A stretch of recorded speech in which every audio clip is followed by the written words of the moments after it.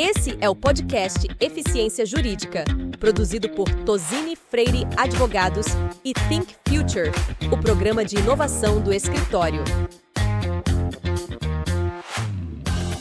Olá pessoal, bem-vindas e bem-vindos. Eu sou Patrícia Martins, líder de inovação aqui no nosso escritório Tozini Freire. Esse é o 9º episódio do nosso podcast Eficiência Jurídica. Este ano, o nosso programa de inovação, chamado Think Future, completou 5 anos. E, em comemoração ao nosso aniversário, nós programamos uma série de podcasts super especiais com convidados muito queridos aqui de nosso escritório. E hoje, para fecharmos com chave de ouro o ano de 2023, recebemos a nossa convidada Tassiana Fazzolari. A Tassiana é formada em Direito pela PUC, passou por renomadas instituições como FGV, IBMEC e King's College London, e durante toda a sua formação acadêmica adquiriu um viés generalista e multidisciplinar, colecionando conhecimento técnico em diversas áreas do direito. Muito bem-vinda, Tassi. Muito obrigada pelo convite, realmente é uma honra estar aqui com vocês, ainda mais para um episódio assim, né, de fim de ano especial. Fechamento de ano. Vamos começar aqui, eu estou com a minha sócia Sofia Kilmer, e a gente tem uma série de perguntas super caprichadas para você, vai ser ótimo ter esse papo hoje e colher um pouco das suas percepções sobre o ambiente jurídico brasileiro, sobre o olhar para 2024, quais são os desafios, como vocês estão caminhando aí nessa jornada de inovação. A gente queria começar te ouvindo, Tassiana, sobre o papel do departamento jurídico em si, né? Você tem uma carreira em departamento jurídico já de muitos anos de experiência. A gente queria te ouvir sobre como o papel do departamento jurídico mudou, antes até um olhar mais antigo, visto muito como obstáculo para novos projetos e mais modernamente, né? Um parceiro de negócios da empresa, um como fazer, enfim. Como que o departamento jurídico se tornou esse parceiro estratégico de negócios e como vocês trabalham essa posição, como que vocês olham para a inovação, enfim, como o departamento jurídico atualizado, modernizado em 2023. Sofia, muito obrigada pela pergunta, super interessante. Eu entendo que acho que houve realmente uma transformação muito grande do departamento jurídico ao longo do tempo, principalmente porque eu acho que antes nós tínhamos uma atuação muito parecida, muito tradicional. Então, recebia o contrato, analisava o contrato e devolvia com uma formalidade muito grande, né? E com o tempo, acho que ficou cada vez mais importante mostrar qual é o seu diferencial estando dentro da empresa. Por que é que o seu cliente interno, né, o que ele tem de extra tendo você ali em relação a simplesmente entrar em contato com o escritório? Né? Então, eu acho que nós servimos hoje em dia como uma espécie de tradutora, né, para poder... Este daqui é o expert nesse assunto, então estou falando com o papa do assunto e eu tenho aqui o meu cliente que é o business. Né? O que o papa do assunto, que é aquela pessoa que tem aquele expertise, o maior especialista do Brasil sobre algum tema, o que ele está dizendo e como aquilo se aplica à nossa realidade. Né? Então, é o uso de palavras, a forma como você se comunica, como você entende o business. Acho que tudo isso acabou forçando que os advogados que continuam atuando dentro de empresa, que eles permaneçam. Eu acho que é isso que realmente justifica um advogado ali. Se não tem isso, realmente o business simplesmente vai procurar um escritório, vai receber ali uma legal opinion, vai receber um e-mail e vai tentar tomar uma decisão com base naquilo. Né? Até para tomada de riscos. Né? Se você não consegue entender bem onde estão os calos da empresa para a qual você trabalha, fica muito difícil de direcionar. Então, eu sei, por exemplo, que uma empresa ela tem muita dificuldade para assumir certos riscos. Então, a reputação para ela é uma coisa assim que isso aqui eu nunca vou colocar em jogo. Então, eu sei que para ela aquilo ali é um não. Né? Então, acho que é mais ou menos dessa forma que eu vejo a evolução, dessa coisa mais tradicional, do advogado mais formal, né, para o outro que não causa tanto medo. Né? E, inclusive com as palavras, a forma como a gente se comunica. Né? Então, acho que a simplicidade, como disse a Leonardo da Vinci, é o mais alto grau de sofisticação. Então, se eu consigo responder alguém com sim ou não, acho que é o momento que eu fico mais feliz, porque por trás daquilo ele não precisa saber o que está por trás daquele sim, só se ele quiser, mas ele não precisa saber, né? E direcionar o business dessa forma. Muito interessante. No fim do dia, né, siga ou não, mas muito interessante para nós, né, como advogados, o desafio sempre é cada vez mais objetividade, porque as pessoas não têm tempo, né, para ler documentos extensos, mas realmente é muito interessante até na forma de elaboração dos trabalhos, né, já pensar adiante, é sim ou não? Exato. Como, na verdade, né? E até complementando o seu ponto, Sofia, nessa cultura que nós temos de redes sociais, tudo mudou, né? Então, esses dias eu estive com um advogado, era um caso de um recurso especial, e ele me falou, a gente fez de tudo e não conseguiu fazer com menos de 12 páginas, porque é um caso muito complexo, é um caso que já tem 15 anos. Aí eu pensei, 12 páginas, né? Relativamente curto, se você for comparar o que a gente fazia há 8 anos, que eram aqueles recursos com 60 páginas, porque ninguém tem paciência de ler. As pessoas, para o bem e para o mal, elas estão realmente agindo de forma muito imediata. Então, qualquer coisa que fuja desse estilo post, você já perde a atenção. Então, a gente precisa ter essa consciência, né? E dentro da empresa, nós já ouvimos, né, no passado, vocês usam essas palavras difíceis, como entretanto. Eu pensei, nossa, entretanto é uma palavra difícil.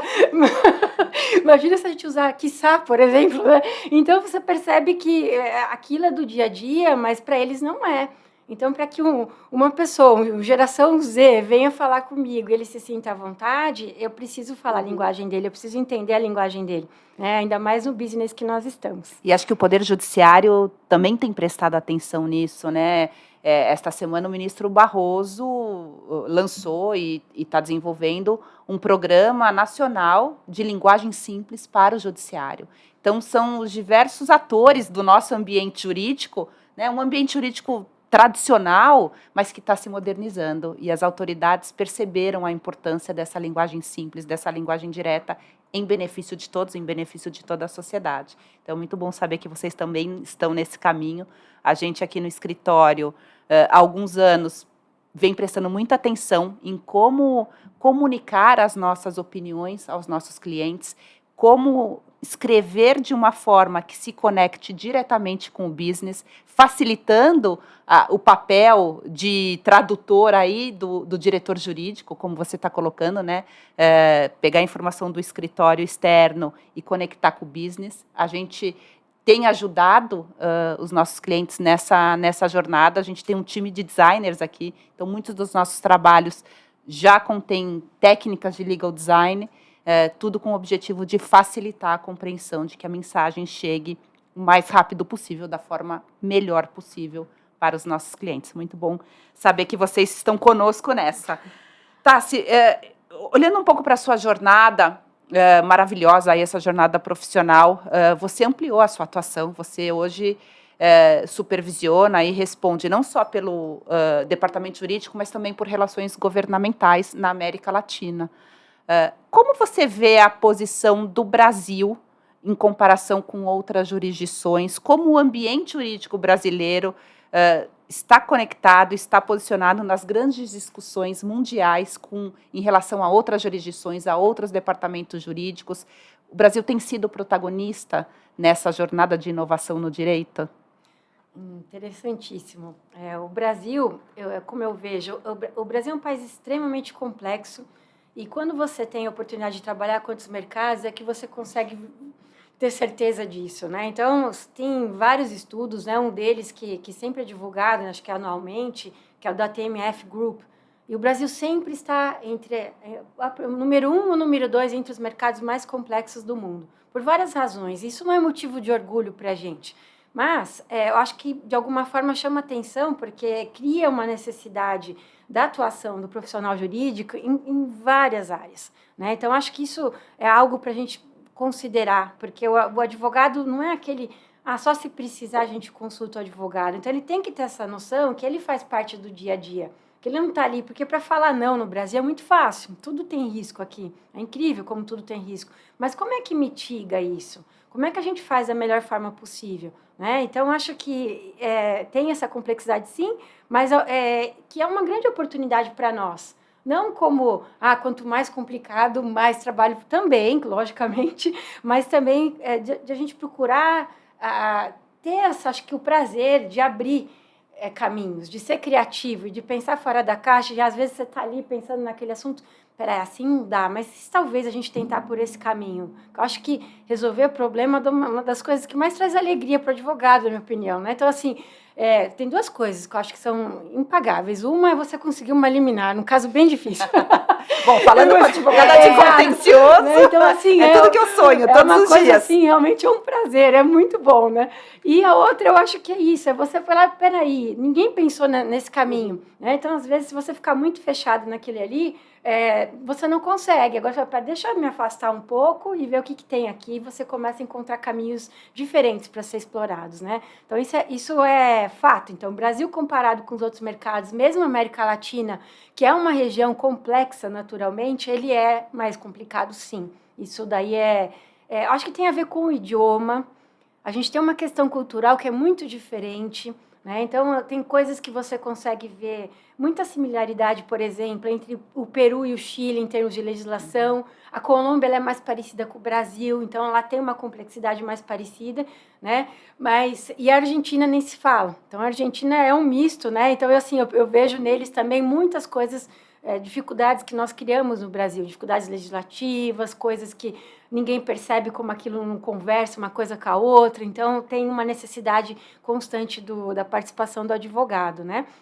Então, nesse contexto, eu me coloco sempre como aprendiz, eu diria, né? Então, quando eu comecei a lidar com esses mercados, e a primeira experiência foi na Hasbro, foi como é que eu vou ser a pessoa interna responsável por esse mercado se eu não sou advogada? Que a gente tende a achar que eu me formei no Brasil e, claro, meu raciocínio é todo jurídico, ele vem com base nisso, por anos, né? Mas é o momento que você tem para aprender, que é muito bom. Depois de anos de estrada, você se sentir, deixa eu ficar quieto agora e ouvir o que essa pessoa tem a dizer, porque eu tenho que aprender. Eu vou aprender com o advogado trabalhista da Argentina, como é que eu faço uma negociação com um sindicato, como é que isso é visto no México. Eu nunca ouvi falar desse assunto, como é que eles encaram isso. É um imposto imposto de selo que no Brasil não existe há não sei quantos séculos e que existe em outro. Como é que eu contorno isso? Então, você acaba... acho que o mais bonito é porque todos os dias eu aprendo alguma coisa nova, né? Porque eu não sei, eu estou trabalhando com jurisdições nas quais eu não me formei como advogado. Então, tem que ter essa humildade e tem a beleza de você aprender mesmo depois de tantos anos, né? Então, é dessa forma que eu vejo a atuação. Obrigada pela sua resposta, Tassi. Você comentou sobre interação com diversas pessoas, aprender, cada dia um olhar novo para um problema diferente que você tem na tua mesa. Olhando um pouco para dentro de casa, pensando no seu time no jurídico, uma restrição de headcount que a gente vê que as empresas sempre têm, ter que ser muito assertivo nas contratações. Que características que você busca nas pessoas que trabalham com você no jurídico, que traços que são importantes e como que você desenvolve esses talentos dentro da empresa, né? Você comentou de coisas boas do trabalho, a gente vive muito isso aqui. No top de coisas bacanas é você ver as pessoas se desenvolverem, crescerem junto com você, junto com o escritório, com a empresa. Como que você olha para isso, assim, dentro de casa, como gerir talentos e criar seu time, né? Sim, eu diria que quando você... O business da Hasbro é um business que ele não requer, como não temos massa, então geralmente você percebe que os departamentos são muito grandes. O que acaba gerando necessidade de departamento jurídico muito grande? São fábricas locais, são operações de varejo, por exemplo. Então, quanto mais funcionários você tem, geralmente você vai ter que ter um departamento jurídico que reflita isso, né? Então, a Hasbro não é uma empresa desse estilo. Como eu disse, ela é muito mais próxima de uma boutique do que um escritório enorme, full services. É diferente, né, a forma como a gente atua. Então, quando eu vou fazer a contratação, eu tenho que ser muito assertiva, porque eu não posso correr o risco de contratar a pessoa errada, né? Por várias razões. Pela carreira da pessoa, tem que ter muito respeito por isso também. Então, tem que ficar muito claro para ela o que eu estou buscando ali. E pode ser que aquilo interesse para ela durante um período, que seja muito interessante, que ela vai fazer coisas das mais... eu digo que não tem um dia que você fale, nesse dia foi exatamente o anterior. Eu analisei hoje 20 contratos e ontem eu tinha analisado 15 contratos. Não funciona assim. porque a gente realmente, até porque tem essa atuação nos outros mercados, vem perguntas de todos os tipos, de todos os mercados, assim, é uma coisa, e sem falar nos contatos que nós temos, que como a organização é matricial, então eu tenho contato com os advogados fora também. Então, coisas que mesmo que eu saiba a resposta, eu tenho que alinhar fora para ver, a gente vai seguir esse caminho, você está de acordo? A minha recomendação localmente é essa, mas você está de acordo também? E você precisa explicar, às vezes, a realidade do mercado. E a pessoa, para atuar comigo, ela precisa entender isso. Então, tem que ter uma resiliência muito forte, tem que ter a parte de multitasking, que tem muita gente que odeia, e eu sei disso. Então, eu busco essas características e tem que algo que eu procuro tanto nas pessoas que trabalham comigo, como também nos parceiros, é que a pessoa goste do business. Então, você tem que se apaixonar pelo que a gente faz, para ela entender a importância do porquê que a gente está aqui até essa hora falando disso. Porque isso aqui é importante, o Dia das Crianças está chegando, eu preciso lançar isso antes, então tem que entender e tem que gostar, né? É algo muito dinâmico e que exige muito, mas exige de uma maneira assim, um aprendizado constante, né? Em 8 anos na empresa, eu nunca deixei um dia de fazer alguma coisa que eu falei que eu não tenho a menor ideia da resposta. Que eu olho aquele e-mail e falo, peraí, eu não sei do que você está dizendo, deixa eu ver.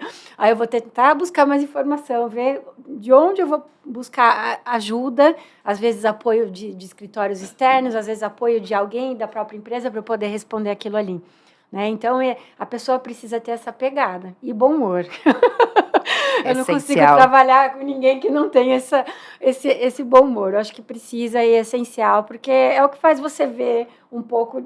Acho que quando uma situação muito crítica, se você consegue olhar de fora e se divertir um pouco com aquilo, né? No sentido de, peraí, tá, a gente vai passar isso aqui, mas olha que interessante que está acontecendo, olha essa dinâmica. Acho que você tem que ter esse olhar, senão fica difícil. Muito interessante isso que você falou, Tássia. É uma frase que a gente fala aqui. Trabalho, você passa muitas horas, né? Às vezes convive mais do que a sua própria família. Exato. A gente acha que você tem que ser feliz no trabalho. Realmente. É impossível, senão você não vai ser feliz. Você carrega, né? Os momentos difíceis que vão ter, as dúvidas, o putz, não sei, amanhã, deixa eu dormir, amanhã eu penso em caro, né? Vem uma outra ideia. A gente vê exatamente dessa forma. Tem que ter uma alegria, né? Sim. E também conhecer bem, enxergar o negócio do cliente com essa visão. O que eu estou fazendo, né? Mais uma liminar ou é uma liminar super importante, porque a gente está falando de Natal, pico de vendas do meu cliente. A gente vê de uma forma muito parecida, muito interessante.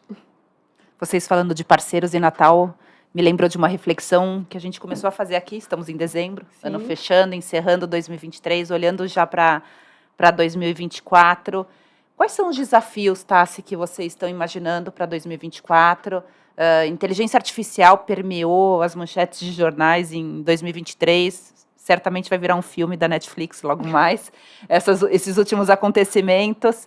É um hot topic para vocês? O que mais está no radar e como os parceiros externos, os escritórios, podem te ajudar nessa jornada de 2024? Perfeito.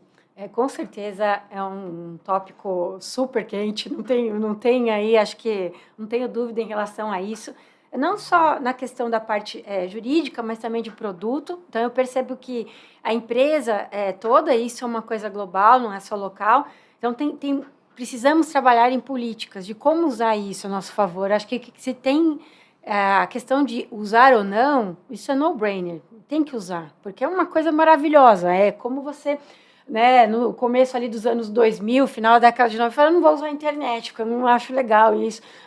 Não tem que pensar. Então, isso está muito claro. Quando você faz alguns testes e você vê tudo que se pode fazer ali, eu acho que é um mundo que se abriu. Assim. Eu vejo como uma parte de uma revolução tecnológica inacreditável que aconteceu especificamente este ano, com as ferramentas que a gente viu e tudo mais. Né? Então, isso é algo... muito interessante e que com certeza vai ser implementado, né? Eu acho que o que você pode eliminar de trabalho maçante, de coisas que realmente não agregam nada, que não conectam as pessoas ao propósito delas, né? Que é aquele trabalho mesmo eu diria quase de um operário administrativo, né? Eu acho que você consegue fazer isso, né?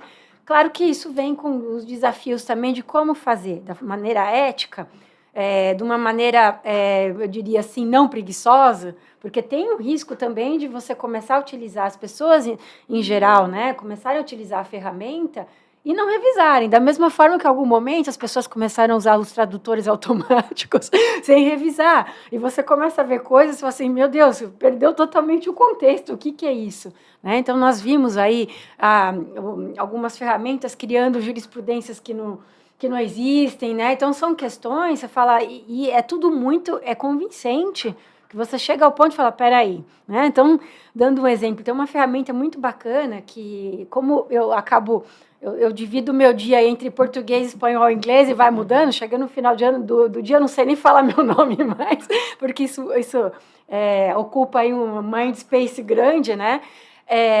Tem ferramentas muito interessantes que te ajudam com isso, né? E essa necessidade de você ser sucinto em outro idioma, muitas vezes, ela é muito complicada, porque o português, ele exige mais palavras, nós falamos mais palavras com tudo, né? E eles são mais diretos. Então, tem ferramentas que elas te dão a opção ali de você deixar o texto mais curto, de expandir o texto, deixar ele mais formal, mais casual, e você pode usar. Só que é muito interessante, né? Então, se você coloca, por exemplo, para deixar ele mais casual, você vê 5 opções, né? Por sentença, por exemplo. Você vai olhar ali, só que eu sempre comecei a prestar atenção que a última opção, ele sempre cria um elemento novo, que não tem absolutamente nada e muda totalmente o sentido do que você está querendo dizer.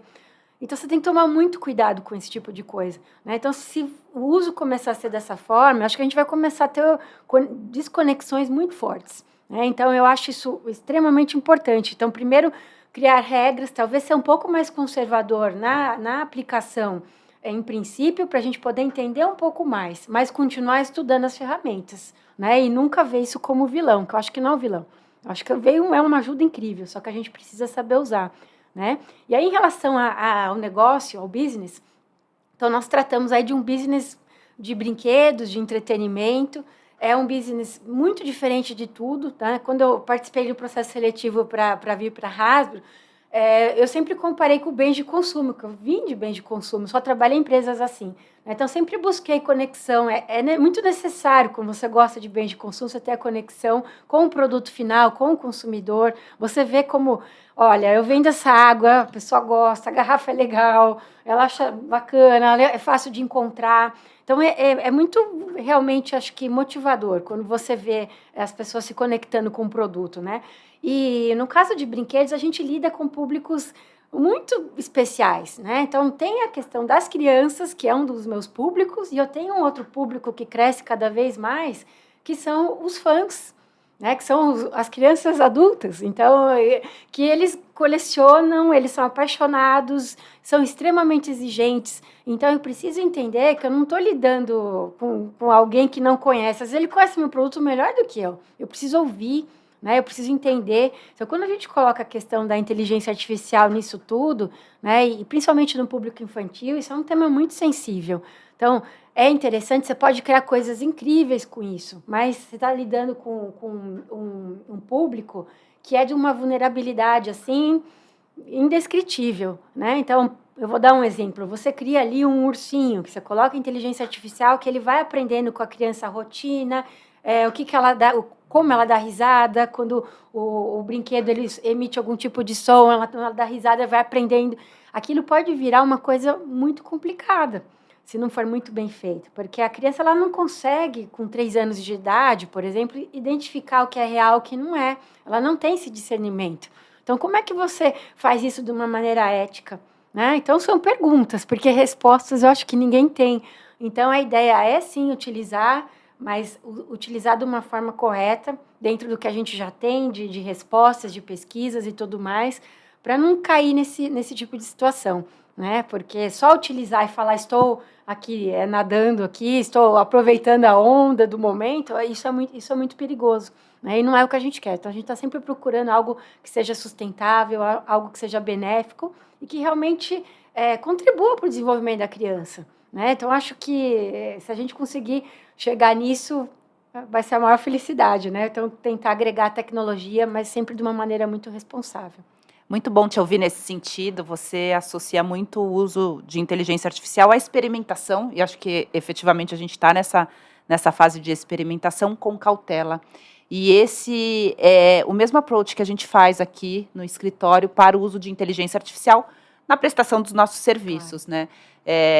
A gente tem um valor aqui no escritório inegociável, que é a inovação. E nesse sentido, a gente não pode perder o bonde da inovação e o bonde da inteligência artificial, evidentemente. Então, este ano nós decidimos criar um projeto piloto para experimentar inteligência artificial no nosso dia a dia, tanto no corpo administrativo quanto no corpo jurídico, mas com todas as cautelas, com toda a segurança que é inerente à nossa atividade, à prestação dos nossos serviços. E a gente está entrando na terceira fase desse projeto, com ótimos resultados e com nenhum incidente, nenhum problema, nenhum questionamento. Então, acho que realmente é o caminho certo, tanto para vocês quanto para a gente. Muito bom saber que estamos juntos nessa também, Tassi. A gente teria dezenas de outras perguntas, mas nosso tempo é curto aqui, a gente tem um time aqui no podcast. Queria te agradecer muito pela parceria de tantos anos, por estar aqui conosco e inaugurar, na verdade, o nosso primeiro videocast, Eficiência Jurídica. Olha a honra. Um prazer te receber, te ouvir. Tudo de bom em 2024, muito sucesso para você, muito sucesso para a Hasbro, conte sempre conosco. Muito obrigada, Patrícia e Sofia, foi realmente uma delícia participar. E ao Tozini também agradeço, né, por toda a parceria, por anos, né, e que isso só se fortaleça, né, e um excelente ano para todos aí, né, que 2024 venha com mais novidades. Muito obrigada, pessoal. Continuem conosco para novos podcasts em 2024.